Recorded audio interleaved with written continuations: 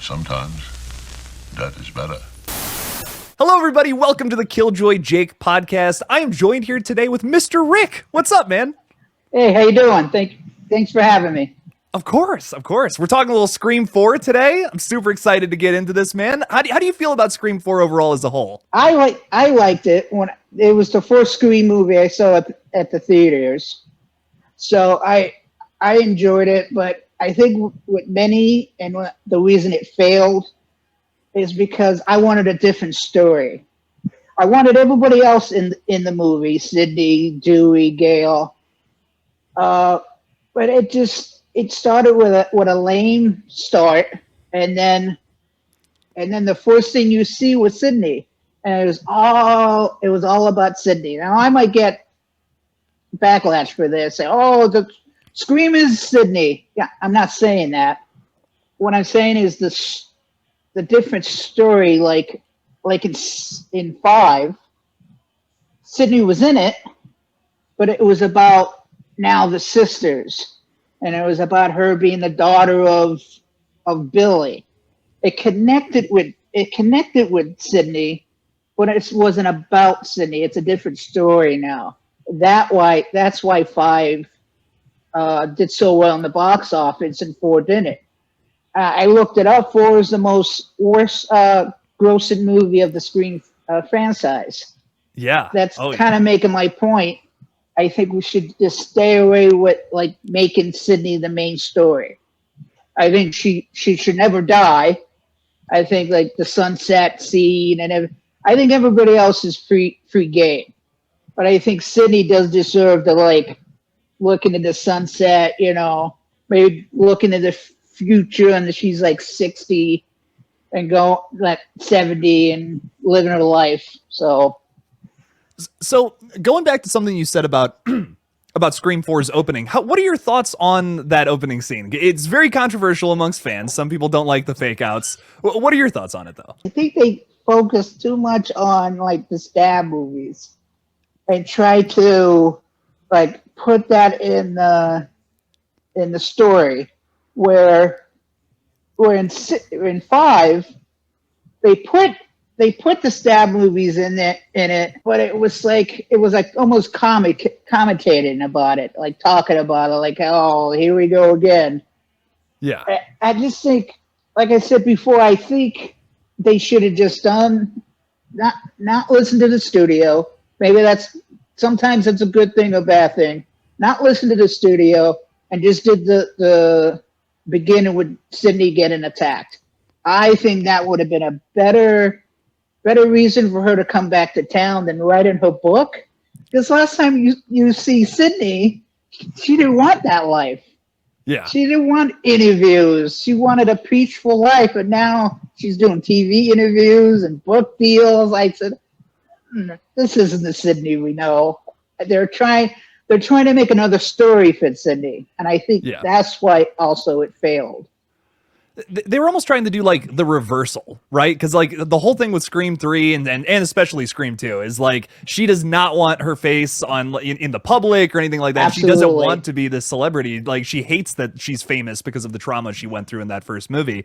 So to take it down that route is a little weird in my opinion. I will say I love the character. Oh, I just to throw in there, I love the character of Rebecca Walters because I hate her. You know what I mean? I think she's written so well, but I will agree, it's a weird route to take her character down. Yeah, because she was not really, but almost she's getting what Cotton wanted. Now she's having the interviews and the book deals, and then she gets mad at the movie studios got mad at them for putting her in the movies, and then she's writing a book about her life. And giving interviews. It just didn't make any sense. Right. I think the Sydney we got in 5, she cut all that off and married, I forgot his name. Mark Kincaid. Married Mark and had kids and now living the life. Yeah. Of course, she has a gun. Yeah, that's one of my favorite lines from her in the whole movie. It's great. Yeah. So good. But I totally agree. It's a smaller representation of the character, sure. Like she's not the main focus of 5, but it's absolutely a better representation of the character in general. You know what I mean? Because that's why Scream 5 and 6 did so well. Well, 6 she wasn't in it, but 5 did so well because it wasn't about her. She was still in it. You know, she still kicked some ass. Yeah. So, am I allowed to say that? Yeah, go nuts. But yeah, she did that in Scream 5, and it worked. Yes. So.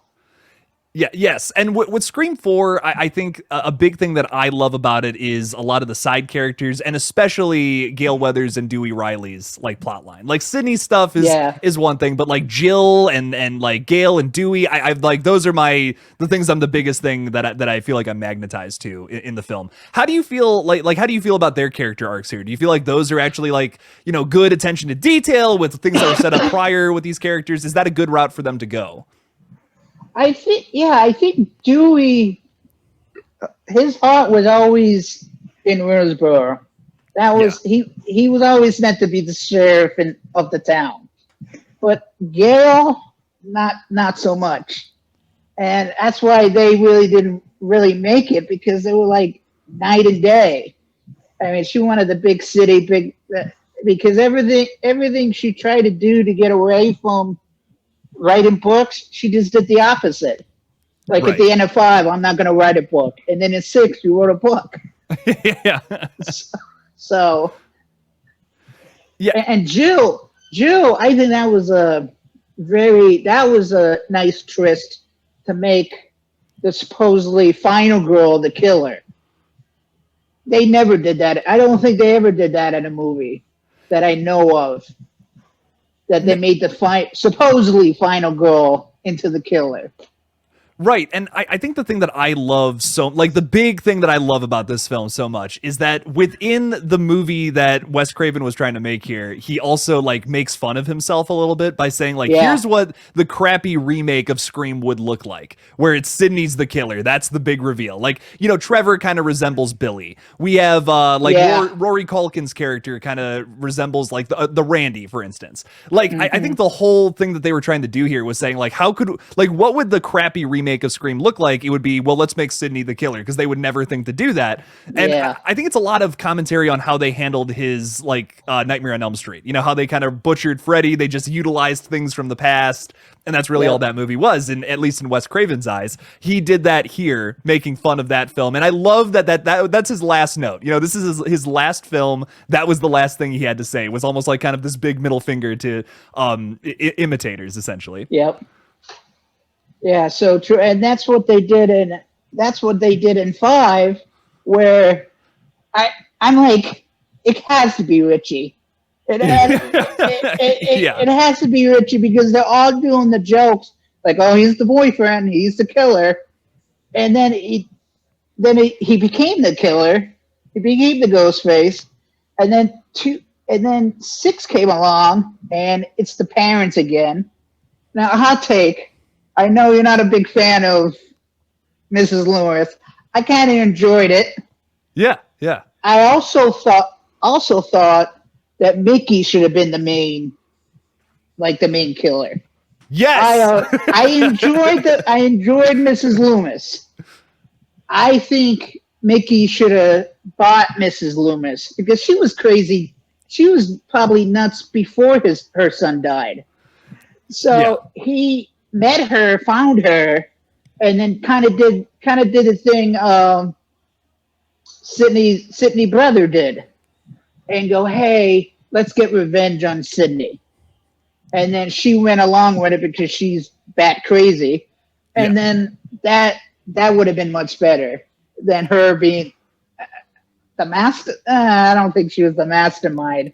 It would have made more sense for I forgot his name. Mickey to be the killer, the main killer.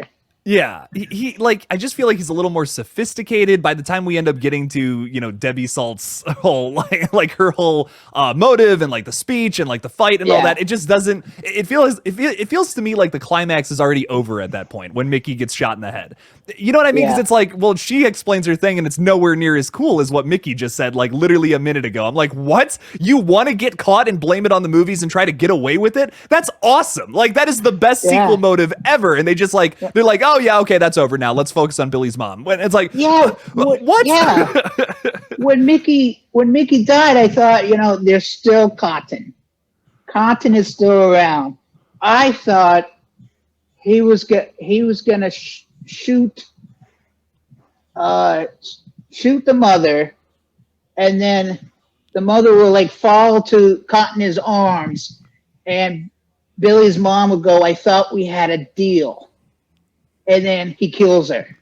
Not for Sydney not knowing what he said, and then you go into SCRE4M knowing that Cotton was behind it somehow. Ooh, And then okay. have him still die in SCRE4M, and then it comes out that he was behind the events of SCRE2. So that would have been a little better than Mrs. Loomis's mastermind behind everything. Yeah, and I agree with you about Cotton too. I've always felt like he's kind of this secondary antagonist in the film. I mean, you know, he waits to shoot Mrs. Loomis in the face. He's like, "What about that Diane Sawyer interview?" You know, it's like, ooh, even in the beginning of three. in the beginning of 3, he was a jerk. Yeah, Like he was going to cheat on his girlfriend. Like, oh, hold on, this hot chick want to talk to me. Right. He was just, oh, give me more money for that Navy SEAL set. He was still. I think he was always an a-hole. Yeah. Yes. And I think it would work better if he was like behind it somehow. Yeah, that would have been fun to explore in 3, you know, especially with how they left us off with him at the end of 2. Like in my opinion, Scream 2 is the closest we've ever gotten to a dark ending in a Scream film. And I think that's really, it's really fascinating for how like upbeat and more fun Scream 2 is over the original. Like I get why people like that one more than the first film. Like there is a vocal minority that feels that way. I personally disagree, but like I get it. You know what I mean? It is I think it does like elevate the fun and the goofiness a little bit, but it sacrifices some of the storytelling at points. Not all the time, but at little moments here and there. Yeah, at first I was not a fan of Scream 3. I think it was too campy. As this is it. This is the last, and it just like grew on me every time I watch it. It just grew on me year after year. It just like none of the movies are bad. They're better than more movies are better than others, but I think 3 has a place there. Yeah, 3 is 3 had to grow on me too a lot. Like I remember watching it for the first time and I'm like, this is just too campy. I just can't get into this. And I feel like if the franchise had always been that campy, I would love it. Like I'm like, yeah, oh, this is, you know, Scream. Oh, it's the super ultra campy, ultra goofy, you know, slasher film. But like it's so much more complex than that. Like Scream 3 almost it borderlines parody of itself. And I think that's where my issue with it is. And also you have the Scary Movie franchise that exists too. That's the other thing that makes that sequel kind of rough. Because it's like, well, there's already a whole franchise dedicated to doing that style of commentary on the horror franchise, on the horror genre, where Scream is more focused on like, you know, let's tell a really good story, but also have that be a small facet to it. You know, the horror commentary is present and alive even now in the Scream franchise, but it's never like in your face, not 100% in your face the whole time. You know, there is a storyline going on here that you can relate to and see parts of reality within. But I love that Scream 4 comments on the genre in a different way than what Scary Movie does, where it's just like in your face gags and like vaudeville style jokes and all that. Like it's got its own thing going on, and that's okay. But you can't let Scream become that. And Scream 3 is the closest to doing that, in my opinion. That's why I've always been on the fence with it. Yeah, I agree. With Scream, going back with the Miriam, the Scream 6 ended like in 5. I'm like, yeah, it's the cop.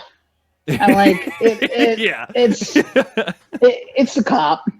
I'm like, I said, I don't know how they're gonna do it, but he's Richie's dad somehow. And I thought of you. I went, Jake's gonna be so upset watching this movie, and no one. Well, what makes most sense was he was a cop, Yeah. so he could like hide things and frame other people like he did, and it works. So in 7, I don't know how they're gonna do it, but somehow, how like the college in 2 was the main thing. In Right. 2 was the college, but in 5 they just went to a college party, and that's the only thing you saw at the college. And then I think they were talking about it in the middle of the movie. They were in like a picnic area talking about it. But that was it. And then the end of 2 was done in a theater, and then the end of 5 was also not a 5, 6 was done in a theater. So I'm thinking 7, somehow somebody, I don't know how, that knew her in the beginning and somehow put this all together. I don't know how it would work. And I think what they're going to do with like making a movie, in 6 they said they were making documentaries, right? Like documentaries was the big thing. Yeah, right. I think they were going to do a doctor series about the sisters and about all what happened. Now, what I was thinking was, would it be good for, how old was her sister when she found the diary? Do you know offhand? So I know it was like it was years before. If Sam was 25 in the first like Scream 2022 specifically, I want to say it was probably like when she was 18, 19, still living at her folks' house, maybe. So like if Tara's still in high school, like let's say she was a senior in Scream 5, she's probably like 18 in that movie, 17, 18. Okay. So I mean she'd probably have to be like what, 13 then, if it was like let's say 5. Okay, 12, 13, something like that. Okay, I don't know. my crazy idea would be that she was the one to find the diary to begin with, and somehow, but I don't know if anyone will want to make her like the main villain, like she would be Sydney's brother. So are you talking like you want the like Tara to be the villain, or do you want like the mom? Like is that no, kind of not the mom? Yeah, gosh, not the mom. I'm with you No, there. no, the sister. I forgot her name. Tara. Yeah. Somehow I'm thinking, because it has a shadow 3 somehow. Right. It's not going to be a copy of 3, but somehow it's going to shadow it. So I'm thinking it has to be someone in the past that knew it or set everything up, where they found Richie, and you tell me Richie was smart enough to find her and like date her? I'm sorry, I don't think Richie is that smart as Mickey. I think Mickey could have done that, but I think Richie was too messed up with like the movies. Like, I gotta get my movie made. I don't think he would figure, well, I have to go and like get to know her. I think someone told him that.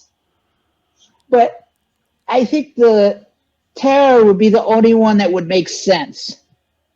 Like somehow Tara was in contact with him or something along those lines. And then could that she like almost kill herself? Well, let me ask you this. Could that be part of the twist of a new, like, let's say, random new character gets revealed as Ghostface in Scream 7. What if somehow, like, throughout the entire film, they're pitting Tara and Sam against each other? Because, like, look at the last 2 films. Like, we have worked a lot on the relationship between Tara and Sam. And now I feel like entering 7, they're going to be in a very good place with each other. But what if the killer the entire time is laying these clues about something we didn't know about the first film, technically, in this Radio Silence trilogy we're doing here? And what if that gets revealed? It's like Tara was like accidentally, let's say, revealed to Richie somehow that yes, Sam is Billy Loomis's daughter. That's how he was able to figure it out. Oh, that's a good idea. Have her And somehow this new killer knows that, like, and that's part of the twist. You know, that could kind of, it would mirror Scream 3, but it wouldn't be the same thing. As long as it's not like, oh, it's Sam's mom, it's Sam's sister, it's Sam's relative. No, throw that out, have it be a brand new type of killer, but that's part of it. Just like with the Roman stuff in 3, where it's like, you know, I killed her on the picture of Sydney's mom. Yeah. And with back to him, it would make sense because this would be all Tara's fault, but she had no idea it was her fault. Exactly. Like, she is the mastermind behind everything, but she had no idea. She was unknowingly, unknowingly, she was being used. Yeah. Now it might make sense. I mean, they didn't say anything about the mother of Richie. I think it's because that would be the same thing. If she showed up. Now, if she showed up in the third one, maybe it might work. They would have to really do it somehow. I don't know. They would have to make it. I just don't know how they would shadow 3 to make it make sense. The only way I will be okay with the mom coming into the picture is if she's played as a massive red herring. Because, like, fans are expecting Christina Carpenter. Like, I get comments every day about, like, but Jake, what about Christina Carpenter? Like, why don't you consider her in your theories? And my big thing is, like, if they bring her in, I'm just worried that they're going to either make her the killer or make her be this focus of the plot, which I don't care about this character. Like, everything I know about her, she just seems like an awful mom. I don't think that we need a relationship with, like, her and Sam to be rebuilt or whatever. Like, I feel like Sam and Tara are very independent, and their mom just kind of left them in the dust. Yeah, I think really, except Sydney's dad, I think everyone, parents in Roseboro, was like horrible. Yeah. Except Dewey's mom was okay. But it seems like everyone was like running wild. And then it just affected with the kids, and then they did the same thing. Right. Well, yeah, the parents suck, and the police force is just abysmal. Like, they just have no idea what's going on. No. But no, I couldn't agree more, man. I worry for 7 because I just don't want them to do something that's predictable. Like, so many people are saying, like, oh, Christina Carpenter, this and that, whatever.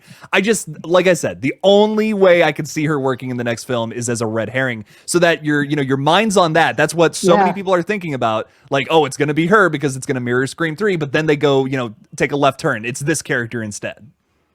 I think it would also work if she was a red herring. If she was the killer in Scream, she'd feel and she's the killer, she was behind everything. You girls ruined my life. Billy was my love, right?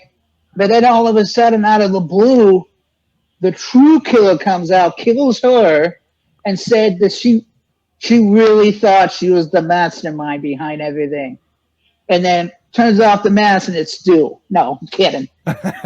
No, it's not Stu. I'm just joking. Mr. Rick, I respect everyone's opinions. I do, but no, I don't. Man. I don't think. I have a Stu idea I'm going to say in a minute. Okay. Not really a Stu idea, but no. But have someone else, and then you're like shocked. Like, what? How? Why? And then it said, now that makes sense. Kind of like a Saw thing. Like, and then you have to go back home and watch watch 5 and 6 and go, oh, this person was there the whole time. That makes sense.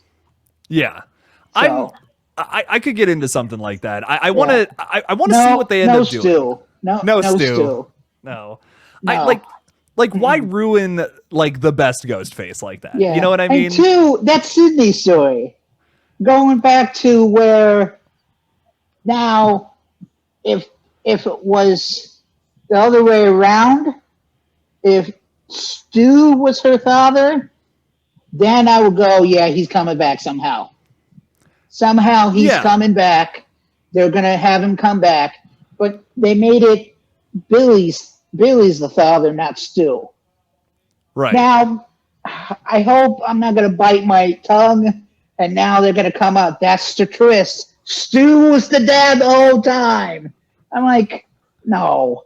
You had something good. Don't ruin it. Don't. Like, Melissa Barrera also kind of looks like Billy Loomis too, like especially in the eyes. Like I feel like they have like the same kind of like even like Laurie Metcalf. I feel like they have the same like a similar facial structure. Yeah. I just feel like I made a video a long time ago where I talked about like what if Sam wasn't really Billy's daughter or something. It was all like that's going to be the big twist at the end of this new trilogy. And I think looking back on that, I just don't agree with that anymore because I just don't. I think there's too much set up and in place at the moment for that to really work right now. Yeah. I could see how that would be a big like shock and a big twist, but it almost breaks Hitchcock's bomb philosophy in a lot of ways. That's just a big explosion versus something that's been timed and set up, and then bam, oh shit, this thing happens, and it all makes sense when you look back at the grand scheme of things. And back to the whole like, I think with 7, that's it. That's it with the sisters and everything else. If they want to make a 7, I mean not a 7. Not a 7, at 8, have a different story. Yes. I like the whole idea of doing Ghostface. If they do a movie named Ghostface, then nobody should be in it.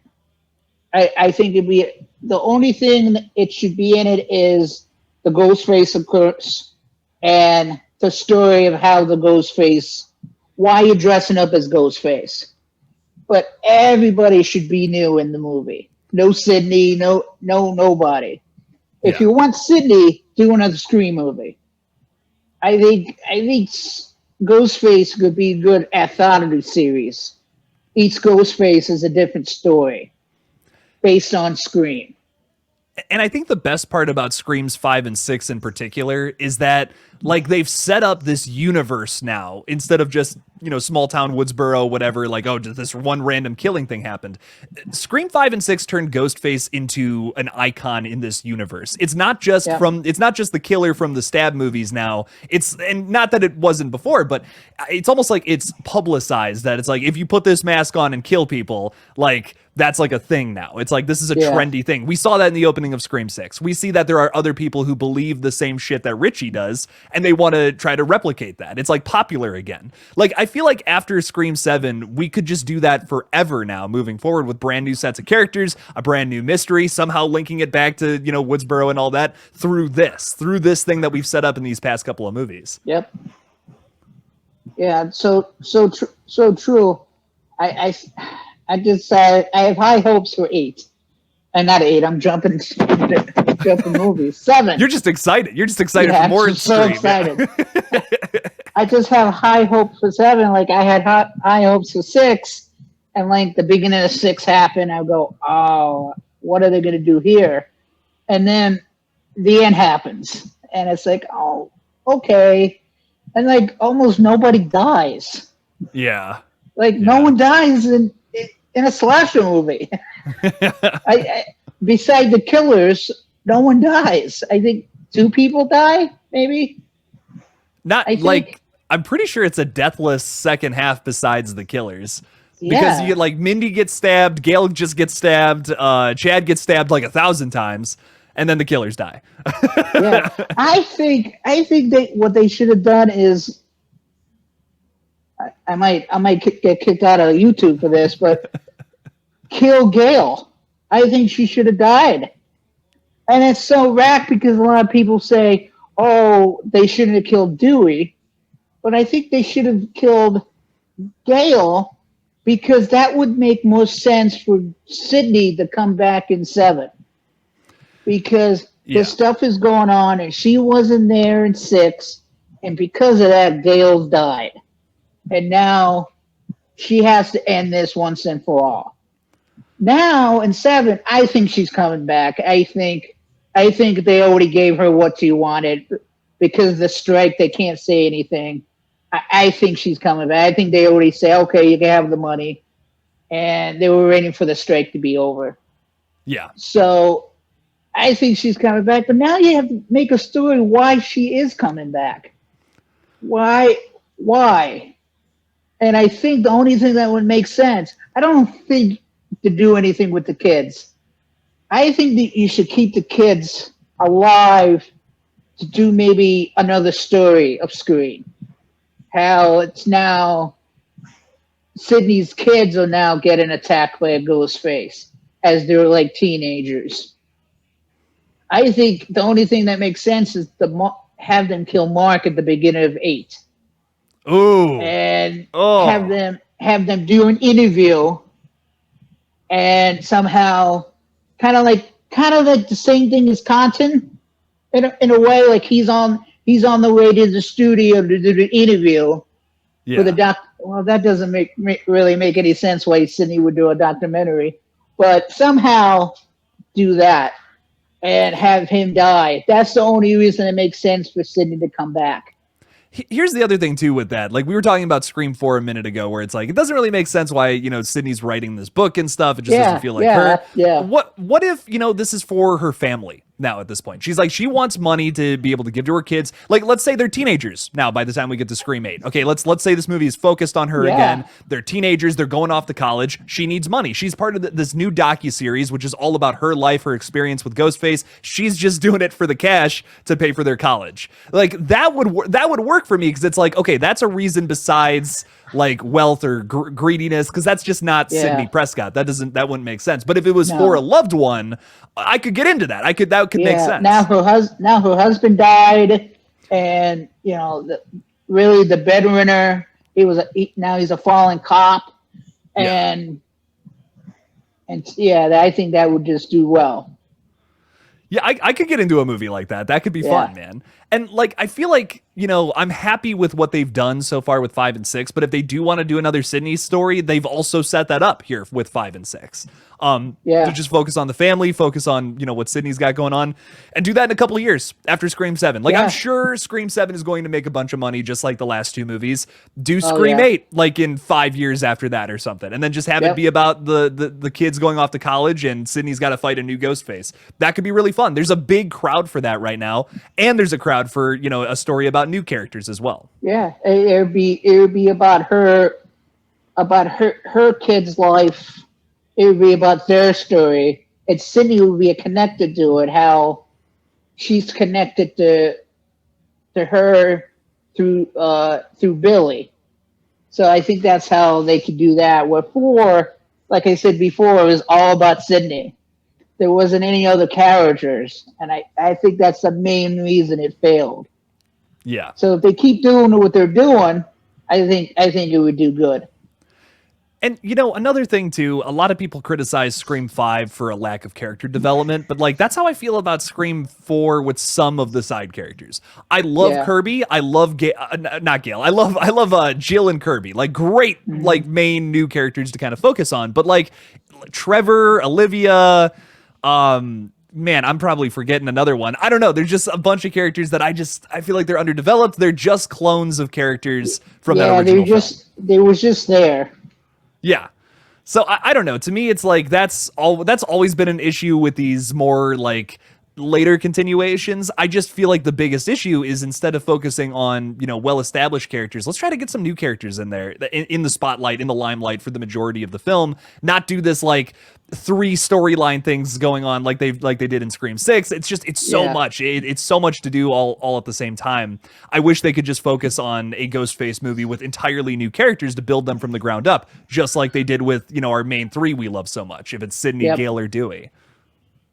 Yeah, absolutely. Oh yeah. But you're excited for Scream 7 though? You're excited to see Christopher Landon take a shot at it? Yeah, I like his other movies. I think Freaky was a different shot of a movie, like a mix of like Scream and Freaky Friday, and I don't know how they explain her not to be the killer, because a lot of people saw her kill people, but it was just a lot of fun to watch. Yeah, and the Happy Death Day was good. Yeah. Also, the first one is awesome. Yeah, man. the second one's like, oh, what are they doing? Yeah, it's too much. Too goofy, I think. Yeah. I hope we see some actors that have worked with Christopher Landon in this new one as well, like Catherine Newton. I can't remember, Jessica Roth from Happy Death Day too. It would be cool to see all of them in there.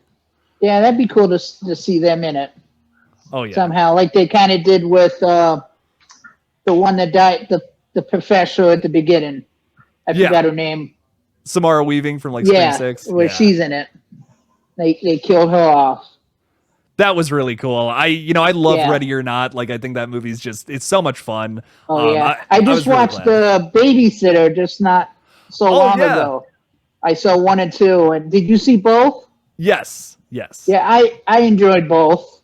Yeah. Oh, yeah. Both of them are a lot of fun, dude. Yeah, I think it was silly and then serious at the same time. And yeah. Yeah, that first one is so much fun to me because I think Samara Weaving is such a good final girl, but she's also great as a killer too. That's kind of what I remember going into Scream 6 being like, I kind of hope she's the killer because I think she just plays an excellent villain as well as an excellent final girl too. Yeah, absolutely.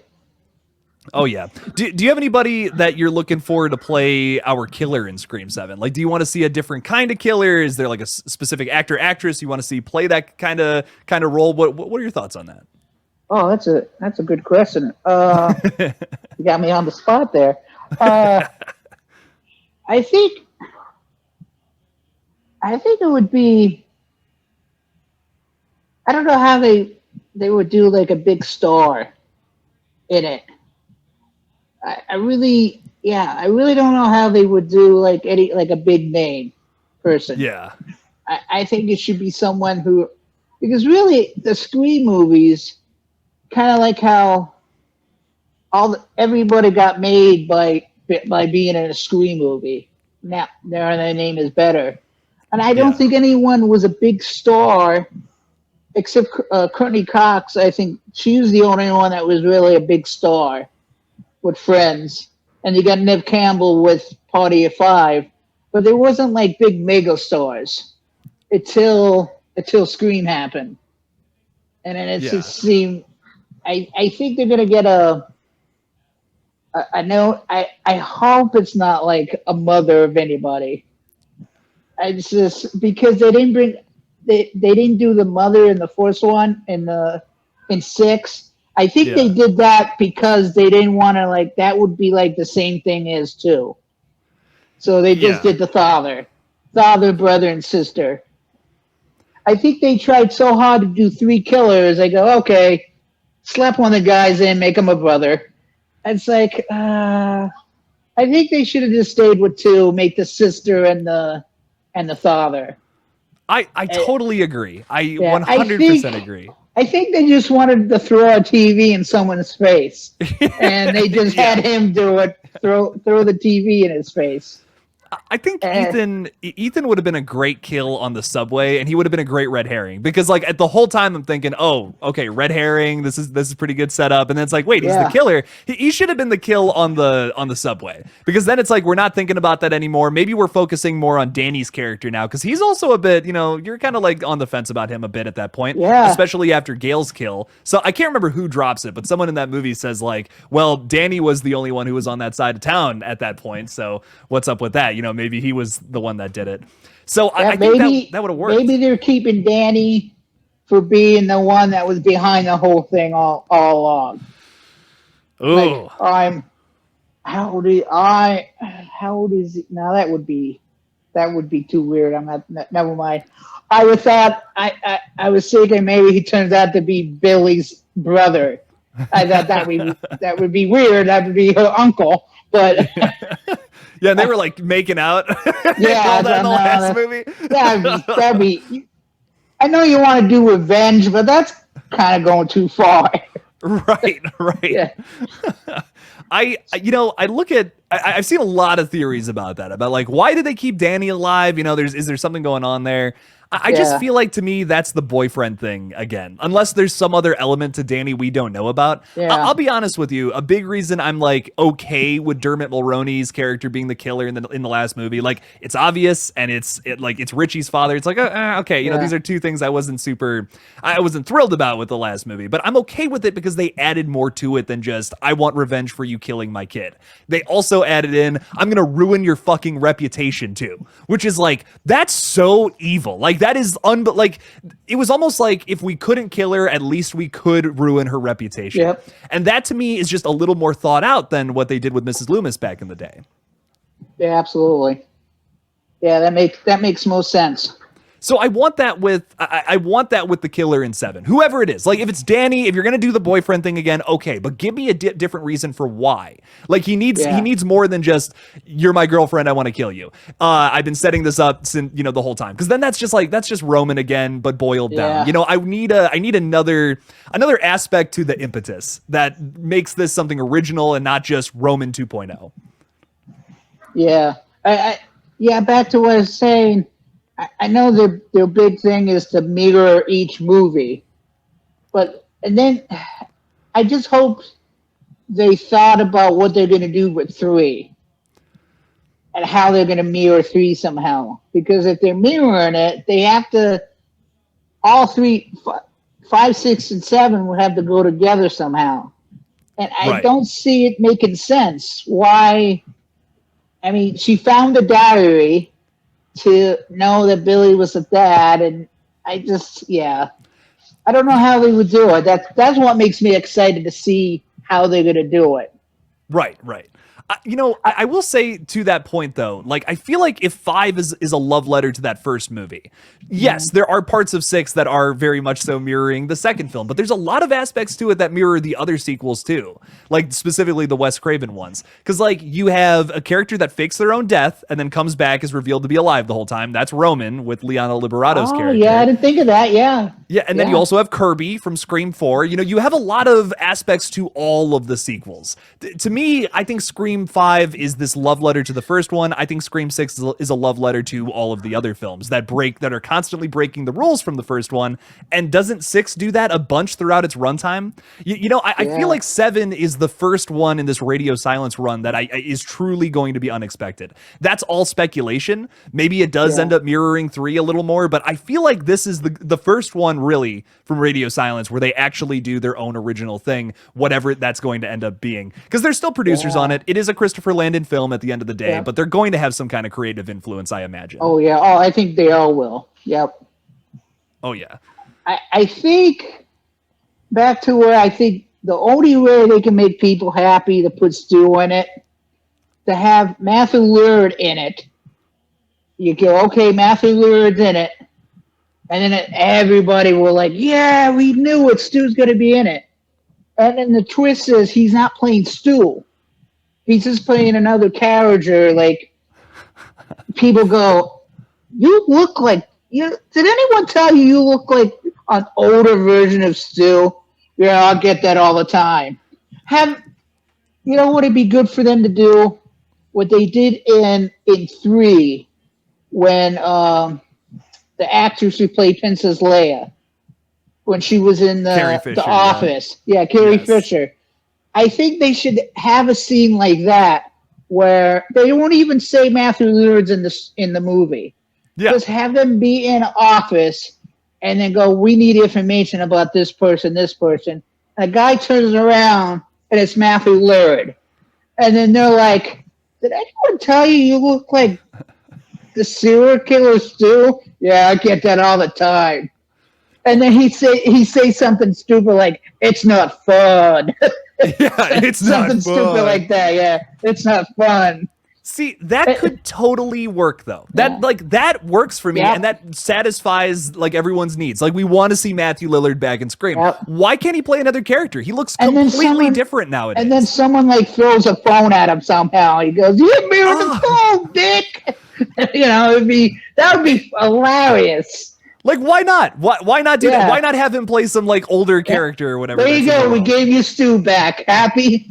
Yeah, and you don't have to ruin the character in order to bring back Matthew Lillard. Like he looks completely different. The man's got white in his beard nowadays. You know what I mean? Yep. Like, dude, just throw him in there as a little cameo appearance. Yeah, do the Carrie Fisher thing. Have him just in a sequence. He helps our characters out. He gives them some kind of fucking file. Whatever. But get him in, get him out. Appease the fans. Okay, he's in there. Yeah. Don't tell us beforehand. That'll be fun. That'll be cool. It'll be the Skeet Ulrich thing, except it won't be, Force Ghost Billy. It'll be something that actually affects and drives the plot. Yep. Yeah, and the one that I had an idea for Stu to come back somehow and have it, because 6, a lot of things didn't make sense in 6. Like how did he get stabbed that many times by two people and survive? I'm like, oh, that kind of sucks. They kissed, they were falling in love, and now he's dead. And then he's like, falling the thumbs up, going, yay, I'm alive. No, you should be dead. And like, I feel like we got robbed of an emotional kill with Gale Weathers. Yeah. Like the moment she said, "Oh, she's got a pulse," I'm like, are you serious? We went through all of that, and it's like not this. Because, dude, I was like, I'm not gonna lie, I'll be straight up with you. I had tears in my eyes. I'm like, no, my God, she's my favorite character. And then they're like, she has a pulse. I did and I'm just when Dewey died. I went, oh man, dude, I can't believe this movie's making me cry. Yeah, dude. Oh my, the Dewey thing was upset. I was like, my jaw was on the ground. I did not think they would kill a legacy character like that. And I was just so upset and so blown away at the same time. But with Gale, I just feel like because they didn't kill her, it's almost like a waste of a scene in a lot of ways. I'm like, damn, I don't know how I feel about that now. It's a great sequence. It's like so well done and so well shot. The tension building is amazing, but I just feel like it amounts to nothing.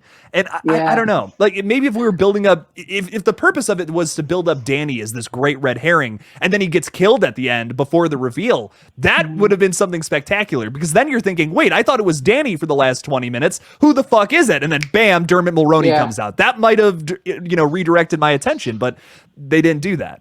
Yeah, my fear is that because 6 kind of doesn't make sense somehow, and there's a lot of like, how does this? I'm thinking, I hope they don't do this. It's just an idea of having the main sister. I forget names. Sam. Yeah. At 7, the whole thing is in her mind. Never happened. 5 never happened. 6 never happened. And then like the end of 6, she turns out to be the killer.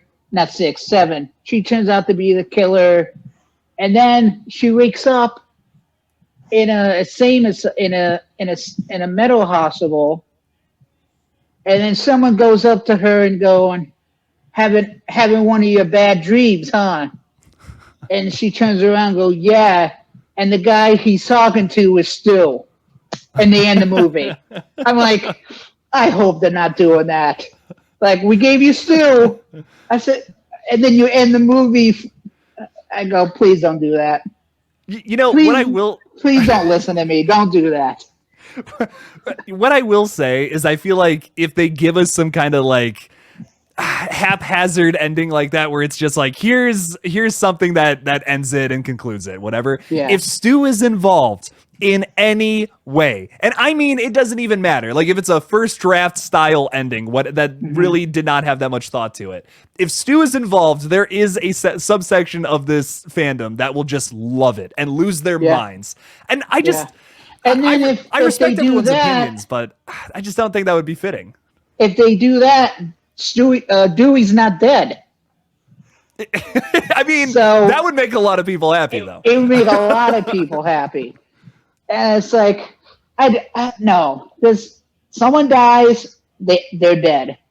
If they bring anybody back, they should bring Randy back. But that won't make no sense. Stu doesn't make any sense. Yeah. I mean, yeah. Their family is probably rich. All them kids' family was rich and won. Maybe they hit them for 30 years, and then the parents died, and somehow the sister's crazy too, and they both get out and start revenge. No, don't do that. Just keep them dead. Man. No Carpenter sister's mother, no Stu's sister, none of that. I'm so worried they're going to try to do something like that. And to me, it's like, I would rather just have a brand new killer. Like here's the thing, if they can't come up with mastermind idea, like something that ties the last 3 films, all together into one big, like, oh, this was my plan, this new character. If they can't come up with that, I would rather just have a simple Ghostface with a brand new motive that's never been done. Don't try to force something that just is not right. Like if you can't follow the Wes Craven format with 1, 2, and 3 to a T, that's just not something you're going to be confident in. Don't do it. Just give us a killer with a good motive and a solid murder mystery that is all over the place. You can't tell who the killer is. That will suffice. It doesn't need to be this big grandiose, like we got to be in a crazy new setting. We got to have 100 people and 100 killers. You don't have to do that. Like, you can impress people with just, a small cast of characters with one great reveal at the end. That would be an excellent Scream film. Have it like The Strangers ended. Like, the reason is just because you guys were there. You guys were there. You were behind the whole ghost, not Scream in that movie. The stab thing. So I thought, yeah, why not? I mean, I did it a couple years ago. That's another thing they could do, is bring another story where these kids get killed 10 years ago somehow. And he goes, yeah, I did that for no reason. And then no reason. There's no, because I'm in love with Sam, or Sydney's my sister. I just did it. There's no reason. And then, maybe they saw, like, on the news, all these people were getting a bunch of kills in ghost face masks, and they just wanted to do it themselves. Yeah. That would work. Like, it's simple, but it's effective. Like, that would be great. Not everything has to tie to another film. Not everything has to tie to the original. It's like, I want to see a Scream film break that mold. This franchise is constantly, doing new things in every single movie, but why not break the mold in terms of killer motive? That's the one thing I feel like they've yet to really crack. Because like a lot of the motives, especially in the last like 3 films, you can kind of relate those to other motives from the original Wes Craven trilogy. So I want to see that. I really want to see them break that in this next film. That's like my number one thing I want to see in the new movie. Brand new killer motive. You can't compare it to anybody else. No, but I have a feeling, because I think the movie's going to be about Sam, and about her being like, we all know she's a little nuts. she's seeing. But I kind of like how in 5, Billy was. You could see Billy like all the way. Like, Billy was visible. You could see Billy. But in 6, I noticed that Billy was like a shadow almost. Like, you could see his whole face. Like, she's trying not to see, like, the menace is working, but he's trying to come out of her somehow. He's lesser than the first one. Yeah, I'm thinking, are they going to have her be like some kind of like split personality where Billy comes out? Because in 5, she really went ham on Richie. I mean, I think Billy came out a little bit on that one. Yeah. And she just overkilled. It's such a fun sequence. I was like, oh my, that was the moment where I'm like, I fucking love Sam Carpenter. I'm like, oh my God, like, I am so down for a trilogy of movies with this final girl. Like, this is fucking sick. I thought the same thing. I thought, they're trying to make her be the next Sydney, but of course she kind of is. But after killing Richie, that's why I'm kind of feeling that she's going to be like the main. That would be the twist of 7, how she's the final girl, but also the killer too in the movie. But I don't know how they would do that. That makes sense. The one thing I'm looking for, like, even if they don't do the Sam being the killer thing, which, I'm sure you've heard me say it a million times, I would love. Like, I think her, from her point of view, killing a bunch of other ghost faces around the country, or something like that, that could be a really fun fucking last entry. But if they don't end up going that route, and it's like the next movie, she's like really recovered, she's a brand new style of Sam, like a much healthier version, but now, another ghost face is around. If they end up going that route, I'm not going to be upset. The big thing is I don't want the same ending for Sam that we got with Sydney. Scream 5 made a big point to say that Sam is not Sydney. She is making very different decisions than what Sydney did in the first Scream. Like, that whole sequence where they're like yelling at each other outside the hospital about like like what to do. That whole scene is telling you Sam is not Sydney. So you can't give me the same ending for this completely different character. I don't want, her with Danny at the end of Scream 7, like looking at the door and it's halfway open and she leaves it open and goes and watches a movie on the couch. If we get that, I'm going to be upset. Yeah, because we all know she is the daughter of Billy. So we all know she has that craziness in her, just like her grandmother, crazy. So, but she also has some kind of good in her too. Because I thought they were going to somehow do when they go, oh, I'm the daughter of Billy. I'm going, oh, she's Sydney's daughter somehow. I always thought she was going to have a kid from what happened in the first movie. But as years go by, it really didn't make any sense to do that. So. Yeah. And they just went that way.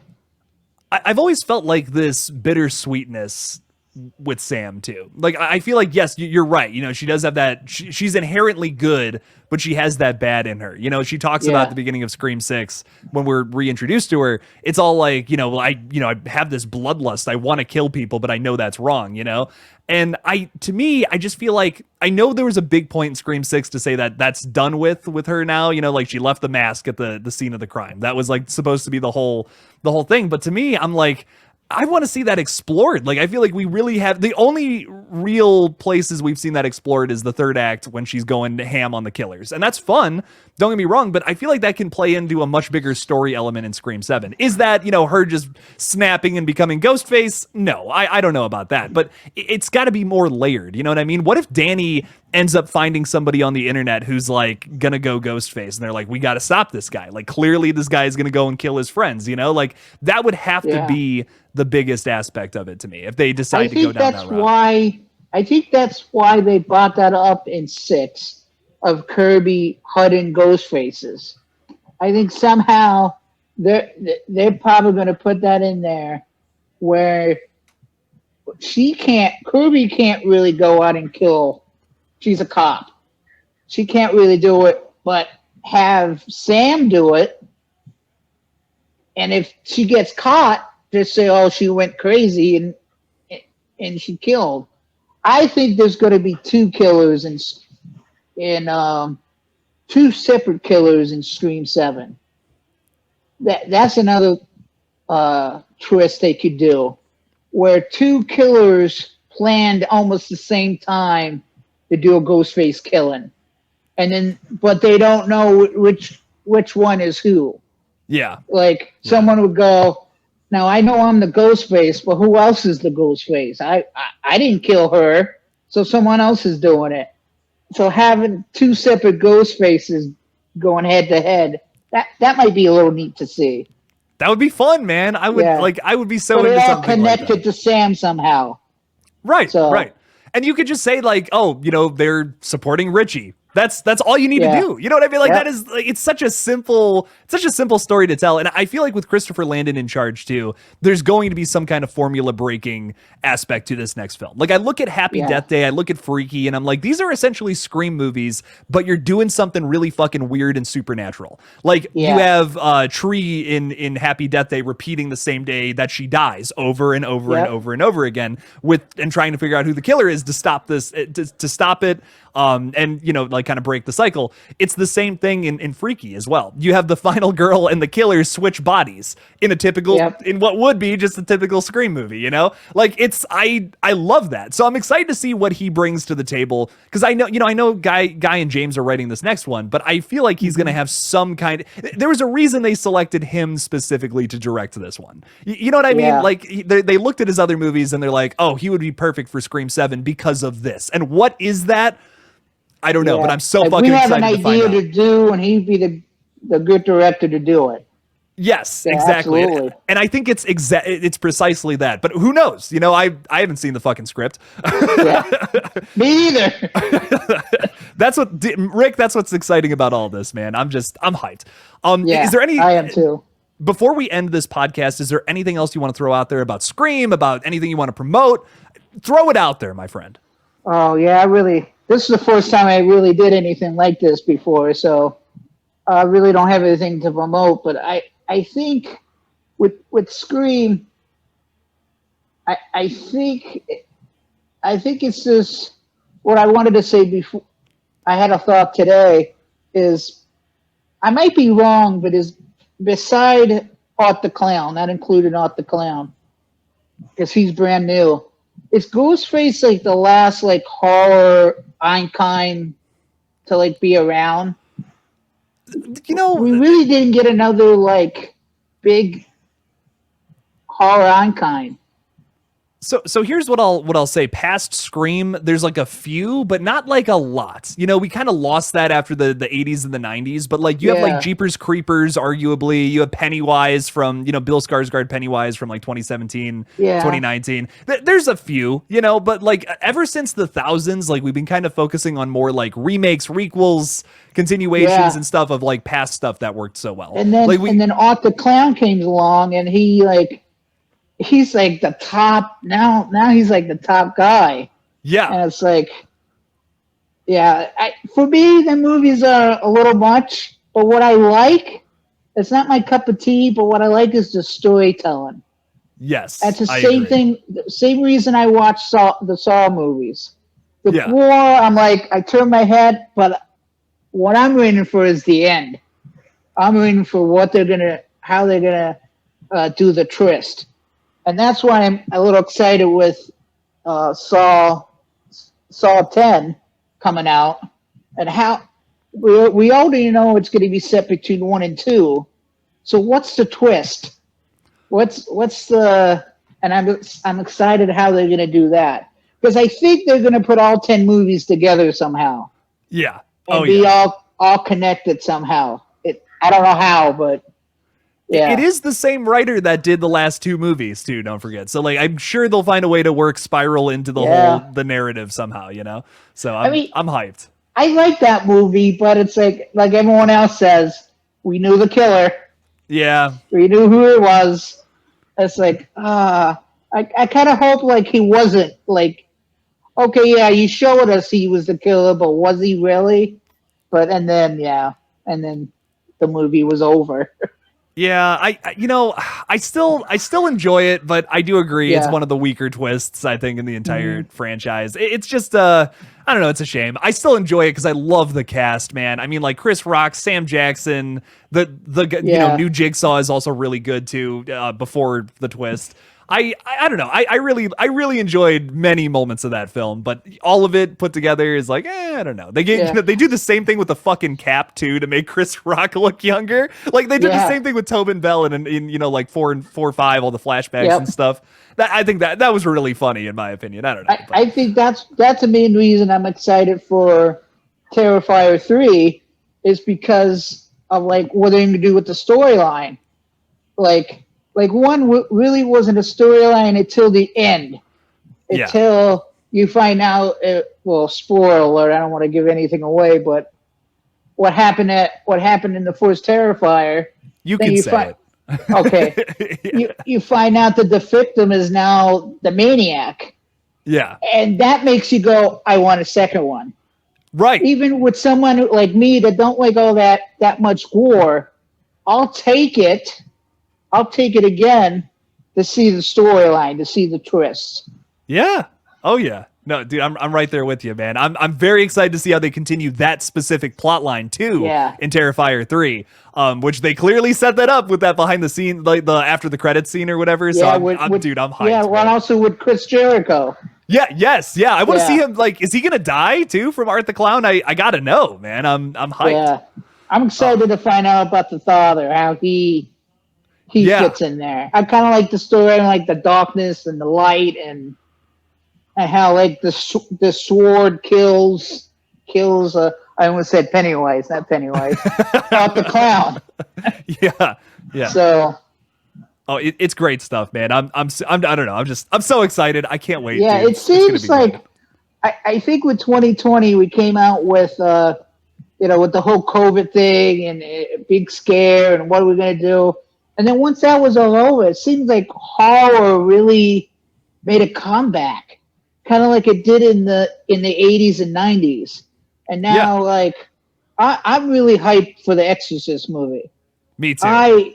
I hope that is a banger. I hope that is good, because somehow they're teasing something with Regan. Yeah.